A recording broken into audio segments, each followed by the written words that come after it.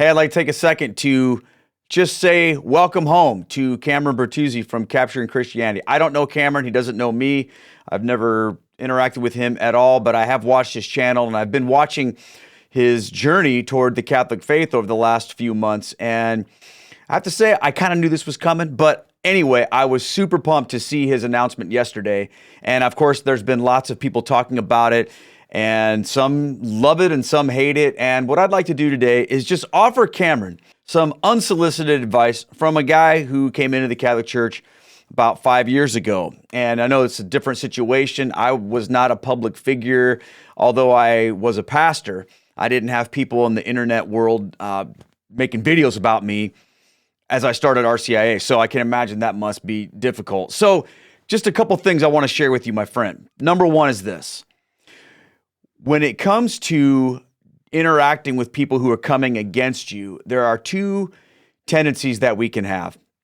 There's the tendency that wants to jump into the fray with every critic and try to explain this and justify and maybe even try to bring them over to your position. I certainly can remember feeling that way when people would come against me when I started making videos. And then the other tendency we might have, the other temptation, is to just ignore everybody and say, I'm not dealing with anybody. And I don't know how you are personally, which one you're going to be led toward more, but because you're a public figure, you better believe there's going to be videos. And I've already seen a couple of them out there, people that are like freaking out. How could you do this? You unbiblical, horrible, crazy man, right? So I would say this, find the way for you to be led into the type of conversations that are going to be helpful to you and those you interact with, and just avoid the ones that aren't going to be helpful. And I think you'll know. I remember for me, I was just jazzed that anybody would want to talk to me. And when I started getting all this email from people and these comments and things like that, there were a lot of people, it still are, that are genuine, pure of heart, and just want to know and have conversations. That's great. But there are others out there who they don't have an honest, pure motive. They just want to throw hate and shade and use your experience as a way to promote them and give them a platform. And I would say this, if you smell that in someone's interaction, just be done with it and move on. Don't think twice. And you've probably had to deal with that already in your channel. So I'm aware that I may be telling you things you already know, but it's going to happen. It's going to happen. Okay. Number two is this. Take some time and just be Catholic. When I first became Catholic, that was one of the best pieces of advice that was given to me, and it was given to me by my priest. He said, Keith, I'm just going to leave you alone for a year. Now, again, I wasn't a public figure with the YouTube channel, but I was a pastor, and when people knew that I had become Catholic, there were a lot of opportunities for me to give talks and make videos and do interviews and different things like that right away. And my priest told me, he said, look, you don't need all that right now. Just take a year and rest. And so I want to encourage you with that. Because of your situation, people are just going to expect that now that you're Catholic, you are an absolute expert on everything related to Catholicism. People are going to expect you to know all this stuff that you don't know. And it's okay that you don't know it, by the way. So keep that in mind. But don't feel like you have to now all of a sudden be put on this pedestal as the expert on all things Catholic. You're an expert on where you are right now and the things that God's revealed to you, but you're on a journey, and this is just the beginning of that journey.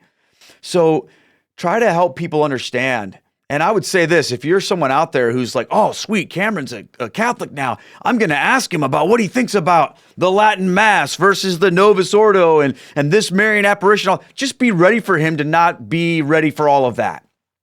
Give him a break. Let him have some space. Give him time. So Cameron, take whatever time you need and whatever space you need and just rest in the faith. All right. Number three, Matt asked you today about devotions. I heard that on Pints with Aquinas when you guys were sitting on the roof looking over the Vatican. I was a little jealous about that, by the way. And you were like, I don't even know what you mean by devotions. And he's explaining it to you. I'm sure you know what it means now. But I would say this. And this echoes the advice that you were given this morning. And I've lived through this. Just pick one or two things and do them well. Go through that and don't feel like you've got to jump into everything all at once. Man, I can remember when I became Catholic, I wanted to do all the Catholic things that I could find, which was great. But what was hard was when I also wanted to do all the Catholic things that other people had found. So everyone would, send me different things and say, oh, Keith, do you know about this novena? Do you know about this consecration? Do you know about that scapular and that apparition, all this stuff? And it became quickly very overwhelming.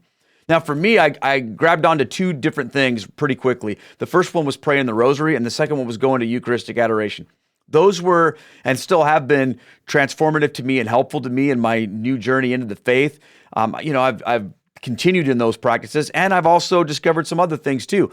But that's what worked for me. I'm not saying that's what you need to do, but pick whatever it is, one or two things that you really want to be faithful to and that are going to be helpful and useful to you. It's okay that you don't have to do everything all at once. You've got your entire life to unpack that treasure chest of Catholicism, and I know that you will, and I can't wait to see what God does in you through this. I know it's going to be absolutely amazing. And the last thing I want to say to you, Cameron, is this: welcome home. And I'm sure you've been hearing that like crazy. I know it can sound a little bit weird, but it's true. When Catholics receive a new person into the faith, it's like their family just got bigger and they're so excited. And I'm excited. I'm very, very fired up about what I know God's going to do in and through you, just in your life as a Catholic. Forget about YouTube and ministry, all that stuff. That's great. But just to know that this search for truth has led you to this place is so amazing and awesome. One other thing, Cameron, and this is not a shameless plug, but it is an offer. I wrote a book called The Convert's Guide to Roman Catholicism, Your First Year in the Church. And if you get a hold of me, I'd love to send you a free copy. You may be like, well, I don't need that. But hey, this book was written for people that are in your situation, converts from evangelical Protestantism that are becoming Catholic. And it's not an apologetics manual. It's not anything, the deep dive you've done on the papacy. I'm not even trying to do that. This is a book that's going to tell you what it feels like to become Catholic and help you walk through that first year effectively. And the whole welcome home thing, that's a big part of it, because being home is a lot less about where you've been and more about where you belong. Because it feels weird to have someone say, welcome home. And you're like, I've never been there before. Well, guess what, Cameron?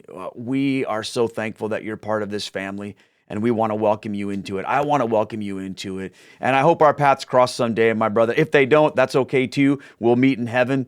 But in the meantime, God bless you. Thank you for being willing to share about your journey the way that you've shared so far already. And I'm so thankful to welcome you into the Catholic faith as a brother in Christ. Take care, and God bless.